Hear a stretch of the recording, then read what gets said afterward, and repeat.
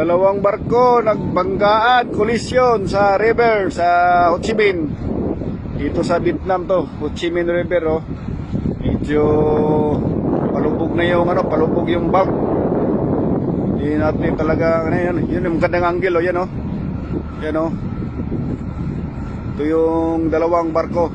KMTC Surabaya. Yung isa hindi mababasa yung pangalan, nakalubog na yung pupa niya oh. Malapit na siya magano pero parang hindi naman. Yun! Kitang-kita brother no. Yan o, banggaan talaga. Sus, talaga naman o. Lupit. Yan o. Uy! Malakas brad. Kasi pasok na pasok o. Buti hindi umamo sa akomodasyon. Yan o. Yan yung mga kaibigan o.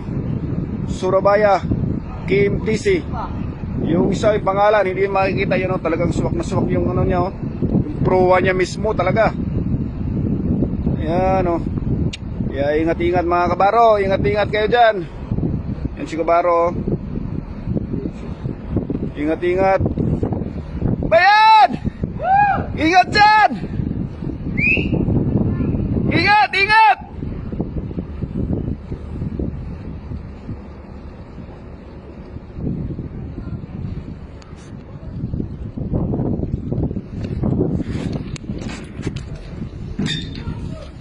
Ha? Hindi ka na nanaginip.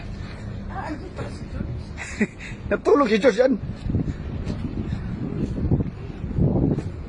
Super yung pagkaano niya talaga sa forward niya. Talagang swak na swak siya oh. Pumapasok talaga oh. Oh. Talaga sa bodega 5 banda. Kaya pala yung bodega 5 nabukas. So talagang barag talaga. Talagang mga siguro mga 10 meters to 15 meters yung pumasok ng forward sa bodega. Oh. Sus, ayusin. Ingat-ingat mga kaibigan. Tagbot na ng gano'n, kiniklear sa daanan. Ito yung barko namin, super ayos naman. Tingnan mo naman, mga 10 meters na pasok.